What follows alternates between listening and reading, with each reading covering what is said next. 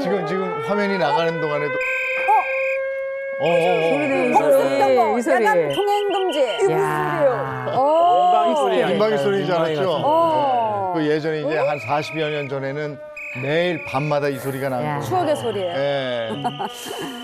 두 분은 들어보신 적 없으실 텐데 이효선 전문가하고 저는 들어봤어요. 네, 왜 우리 기억이 어릴 때 나죠? 왜 알겠죠? 근데 이게 삐 소리만 나는 게 아니라 같이 나는 소리가 있죠. 호루라기 소리. 맞아. 이거 엄청나게 났었는데 이거 뭐 자정 딱 넘는다, 12시 딱 넘는다 그러면 엥 소리가 이게 이 불자동차하고는 또 달라요. 이렇게 굉장히 길게 납니다. 엥 하고 한참 나고 그다음에 이제 잡으러 다니는 소리 호루룩 하는 소리 나면 이제 난리가 나는 거죠. 아유, 제가 이걸 어떻게 알죠? 아유, 참. 소리만 들어도 바로 그냥 이뻐 하시면서 다 하시던데요? 저는 어렸을 때 많이 들었기 때문에 그냥 이게 자장가구나 생각했었어요. 자장가. 야간 통행 금지를 알리는 그런 사이렌 소리. 통금이라고도 야통이라고도 하는데 밤 11시쯤 되면 막차 놓친 사람들이 택시 잡으려고 아저씨 따따물 막 이렇게 외치는 소리가 또 난리가 나죠. 그러면 야간 통행 금지면 그때는 이제 새벽까지 술 먹는 건 사실 좀 상상도 못할 일이죠. 아니 여는 집도 없고요. 그렇지 예전에는 어리지도 않았었지. 야간 통행 금지가 제가 듣기로는 역사가 꽤 길다고 들었는데 맞나요? 자, 지금부터 잘 말씀드릴 테니 우리가 현대사를 한번 살펴보시면 좋을 것 같습니다. 좋아요. 일단 통금의 역사가 언제부터 시작되었는가? 광복 직후 1945년부터입니다. 이때부터 시작이 됐는데 처음에는 서울하고 인천 지역에서 그 시간대가 언제였지 아세요? 오후 8시부터 다음 날 오전 5시까지. 제가 볼 때는 뭐 거의 반낮, 그러니까 하루 중에 절반 정도가 밤을 끼고 절반 정도가 이 통행 금지령이 발표가 됐었는데 나중에는 이게 전국으로 퍼져가면서 이 통금 시간대가 우리가 많이 들었던 12시부터 새벽 4시까지 이렇게 거의 자리를 잡았다라고 보시면 될 것 같고요.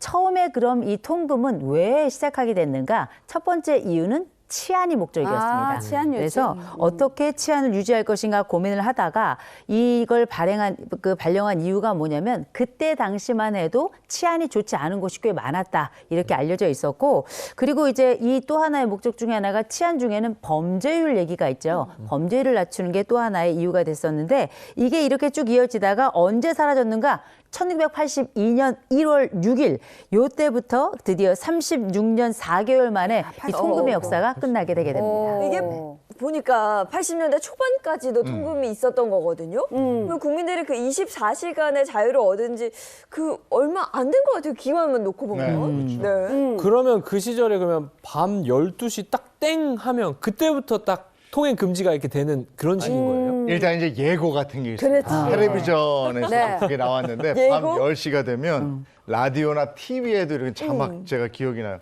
청소년 여러분 밤이 깊었습니다.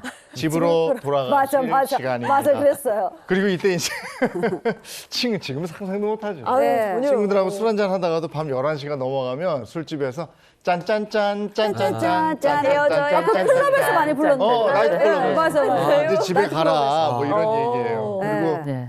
12시 자정이 되면 맹 아까 들었던 사이렌 소리 나고 그다음에 안 간 사람이 있으면 호루라기 불고 또 바리케이트 지금 맞아, 나오죠? 바리케이트 치고 대단해. 2인 1조 반봉대원이 돌아다니면서 지금 있을 수 차량마다 없지. 검문하고 막 이랬었죠. 무서워요, 이렇게 보니까. 근데 오늘이 이제 크리스마스잖아요. 그 시절에는 야간 통행 금지 때문에 이날이 오기를 또 그렇게 손꼽아 기다렸다면서요? 정말 귀한 날이죠. 크리스마스 이브에는 연말에 대한 그 설레임, 뭐 크리스마스에 대한 설레임 이런 것도 있는데다가 야간 통행 금지 이게 풀렸잖아요. 풀렸어. 이게 안 풀렸으면 산타 할아버지가 오질 못 못해요. 오죠.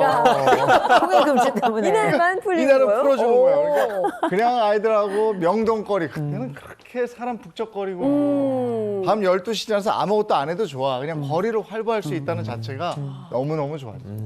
예. 그러면 1년 중에 이 크리스마스 이브 이때만 이 통행 금지가 풀렸다고 봐야 되는 거예요?